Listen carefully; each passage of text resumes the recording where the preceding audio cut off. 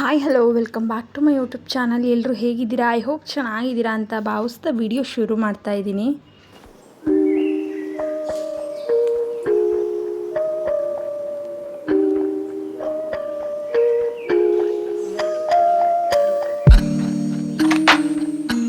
ಇವತ್ತು ಸಂಕ್ರಾಂತಿ ಹಬ್ಬ ಆಗಿದ್ದರಿಂದ ನಮ್ಮ ಮನೇಲಿ ಪೂಜೆ ಎಲ್ಲ ಮಾಡ್ತಾಯಿದ್ರು. ನಾನು ಮಾಡೋ ಹಾಗಿರಲಿಲ್ಲ, ಹಾಗಾಗಿ ಹಸ್ಬೆಂಡೇ ಮಾಡ್ತಾಯಿದ್ರು. ಪಾಪ ಮತ್ತು ಹಸ್ಬೆಂಡ್ ರೆಡಿಯಾಗಿ ಸ್ವಲ್ಪ ಸ್ಕೂಲ್ ಹತ್ರನೂ ಹೋಗಬೇಕಾಗಿತ್ತು, ಹಾಗಾಗಿ ಸ್ಕೂಲ್ ಹತ್ರ ಹೋಗಿ ಬಂದು ಹಾಗೆ ದೇವಸ್ಥಾನ ಮುಗಿಸ್ಕೊಂಡು ಬಂದರು. ಸ್ಕೂಲ್ ಹತ್ರ ಈ ಥರ ಸೆಲೆಬ್ರೇಟ್ ಮಾಡ್ತಿದ್ರು, ತುಂಬ ಚೆನ್ನಾಗಿತ್ತು ಸ್ಕೂಲ್ ಹತ್ರನೂ ಕೂಡ.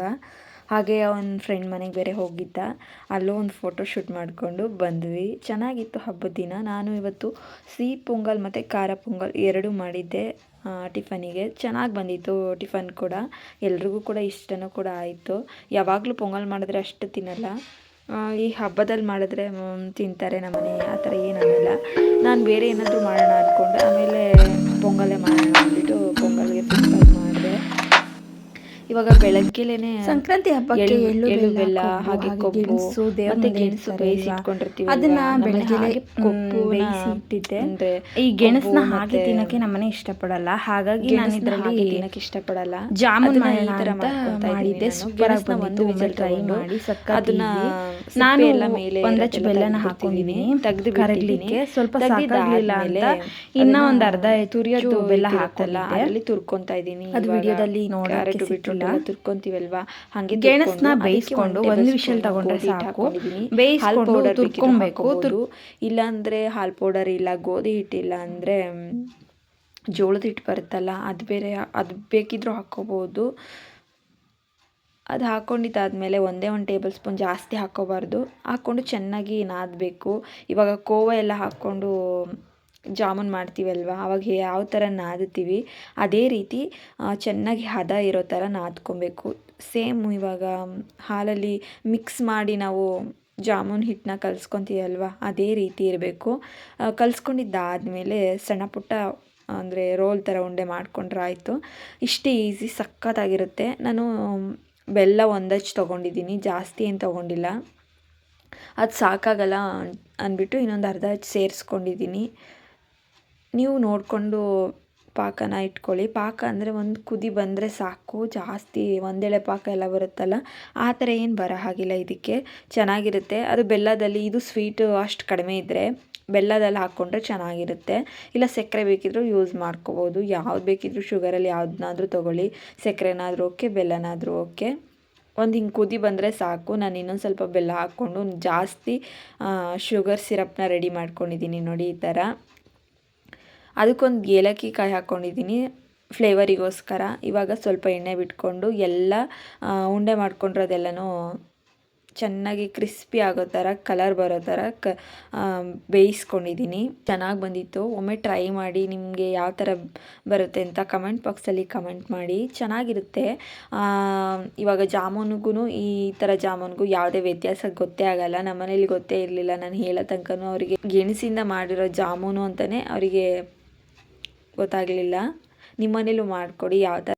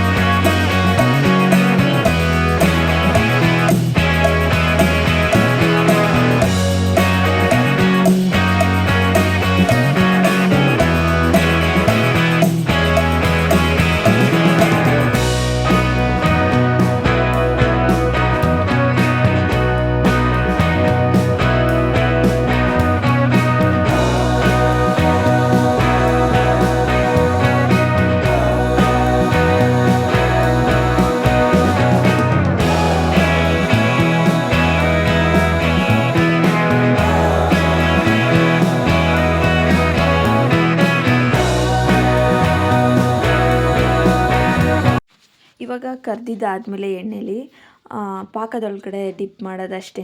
ಬಿಸಿ ಇದ್ದಾಗಲೇ ಪಾಕದೊಳಗಡೆ ಹಾಕಿಬಿಟ್ರೆ ಒಂದು 5 ನಿಮಿಷ ರೆಸ್ಟ್ ಕೊಟ್ಟರೆ ಸಾಕು. ತುಂಬ ಚೆನ್ನಾಗಿರೋ ಜಾಮೂನ್ ರೆಡಿಯಾಗುತ್ತೆ. ಜಾಮೂನ್ ಜೊತೆಗೆ ಇವತ್ತು ಈ ಹಬ್ಬದ ಸ್ಪೆಷಲ್ ಸಾಂಬಾರು ಮಾಡ್ತಾಯಿದ್ದೀನಿ. ಅವರೆಕಾಳು ಗೋಬಿ ಸಾಂಬಾರು ಸಖತ್ತಾಗಿರುತ್ತೆ. ಒಮ್ಮೆ ಟ್ರೈ ಮಾಡಿದ್ರೆ ಈ ಸಾಂಬಾರಂತೂ ಮಿಸ್ ಮಾಡ್ಕೊಳ್ಳೋಕ್ಕೆ ಚಾನ್ಸೇ ಇಲ್ಲ. ಈ ಅವರೆಕಾಳು ಸೀಸನ್ ಮುಗಿಯೋಷ್ಟರಲ್ಲಿ ಒಮ್ಮೆ ಟ್ರೈ ಮಾಡಿ. ಒಂದು 2 ಲೋಟ ನೀರನ್ನ ಬಿಸಿ ಮಾಡಿಕೊಂಡು ಅದಕ್ಕೆ ಗೋಬಿನ ಆ್ಯಡ್ ಮಾಡ್ಕೊಂಡಿದ್ದೀನಿ. ಅದಕ್ಕೊಂದು ಸ್ವಲ್ಪ ಅರಿಶಿನ ಹಾಕ್ಕೊಂಡು ಚೆನ್ನಾಗಿ ಒಂದು 10 ನಿಮಿಷ ರೆಸ್ಟ್ ಆಗಕ್ಕೆ ಬಿಡೋಣ.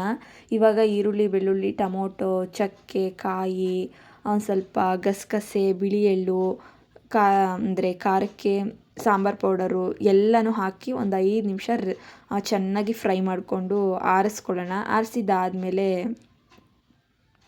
ಅದನ್ನು ಜಾರಿಗೆ ಹಾಕ್ಕೊಂಡು ಚೆನ್ನಾಗಿ ಮಿಕ್ಸ್ ಮಾಡಿ ಗ್ರೈಂಡ್ ಮಾಡ್ಕೊಳ್ಳೋಣ. ಗ್ರೈಂಡ್ ಮಾಡಿದ್ದಾದಮೇಲೆ 1-2 ಟೇಬಲ್ ಸ್ಪೂನ್ ಆಯಿಲ್ ಬಿಟ್ಟು ಅದು ಚೆನ್ನಾಗಿ ಕಾದಿದ್ದಾದಮೇಲೆ ಅವರೆಕಾಳು ಹಾಕ್ಕೊಂಬಿಡೋಣ. ಡೈರೆಕ್ಟು ಈರುಳ್ಳಿ ಬೇಕಿದ್ರೂ ಹಾಕ್ಕೋಬೋದು, ಇಲ್ಲ ಅಂತ ಅಂದರೆ ಹಾಗೆ ಹಾಕ್ಕೊಳ್ಳಿ. ಹಾಗೆ ಹಾಕ್ಕೊಂಡ್ರೂ ಚೆನ್ನಾಗೇ ಇರುತ್ತೆ. ಇವಾಗ ಒಂದು ಸ್ವಲ್ಪ ಅರಿಶಿನ ಪುಡಿ ಹಾಕಿ ಚೆನ್ನಾಗಿ ಫ್ರೈ ಮಾಡ್ಕೊಂಡಿದ್ದಾದಮೇಲೆ ಈ ಗೋಬಿಗಳನ್ನ ಸಣ್ಣದಾಗೇನು ಕಟ್ ಮಾಡ್ಕೊಂಡಿಲ್ಲ, ದೊಡ್ಡದಾಗೇ ಕಟ್ ಮಾಡ್ಕೊಂಡಿದ್ದೀನಿ. ಯಾಕಂದರೆ ಬಾಯಿಗೆ ಸಿಗೋ ಥರ ಇರಬೇಕು. ಸಾಂಬಾರಲ್ಲಿ ಚೆನ್ನಾಗಿ ಬೆಂದೋಗ್ಬಿಡುತ್ತೆ ಸಣ್ಣದಾಗಿದ್ದರೆ. ದಪ್ಪದಾಗಿದ್ರೆ ಅಷ್ಟೊಂದು ಬೇಯಕ್ಕೆ ಚಾನ್ಸ್ ಇಲ್ಲ. ಹಾಗಾಗಿ ಒಂದು ಸ್ವಲ್ಪ ದಪ್ಪಕ್ಕೆ ಕಟ್ ಮಾಡ್ಕೊಳ್ಳೋಣ. ಕಟ್ ಮಾಡ್ಕೊಂಡಿದ್ದಾದಮೇಲೆ ಅದನ್ನು ನೀರಲ್ಲಿ ಚೆನ್ನಾಗಿ ಬಿಸಿನೀರಲ್ಲಿ ವಾಶ್ ಮಾಡಿಕೊಂಡು ಈಗ ಒಗ್ಗರಣೆಗೆ ಹಾಕಿರ್ತೀವಲ್ವ, ಈ ಅವರೆಕಾಳು ಜೊತೆಗೆ ಅವರೆಕಾಳು ಜೊತೆಗೆ ಹಾಕ್ಕೊಂಡು ಮಿಕ್ಸ್ ಮಾಡಿ 1-2 ಟೊಮೊಟೊನೂ ಒಗ್ಗರಣೆಗೆ ಹಾಕ್ಕೊಂಡು ಚೆನ್ನಾಗಿ ಒಗ್ಗರಣೆಯಲ್ಲಿ ಫ್ರೈ ಮಾಡ್ಕೊಬೇಕು. ಸ್ವಲ್ಪ ಒಗ್ಗರಣೆಯಲ್ಲಿ ಅದ್ರದ್ದು ಘಮ ಬಿಡೋ ತನಕ ಫ್ರೈ ಮಾಡ್ಕೊಳ್ಳೋಣ. ಫ್ರೈ ಮಾಡ್ಕೊಂಡಿದ್ದಾದಮೇಲೆ ಇವಾಗ ಗ್ರೈಂಡ್ ಮಾಡ್ಕೊಂಡಿರೋ ಮಸಾಲಾನ ಆ್ಯಡ್ ಮಾಡ್ಕೊಳ್ಳೋಣ. ಮಸಾಲನೂ ಅಷ್ಟೇ 1-2 ರೌಂಡು ಚೆನ್ನಾಗಿ ಫ್ರೈ ಮಾಡ್ಕೊಂಡಿದ್ದಾದಮೇಲೆ ಎಷ್ಟು ಬೇಕೋ ಅಷ್ಟು ಸಾಂಬಾರಿಗೆ ನೀರು ಹಾಕ್ಕೊಳ್ಳೋಣ.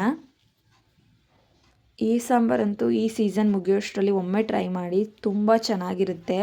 ಮತ್ತು ಮಕ್ಳಿಗೂ ಕೂಡ ತುಂಬ ಇಷ್ಟ ಆಗುತ್ತೆ.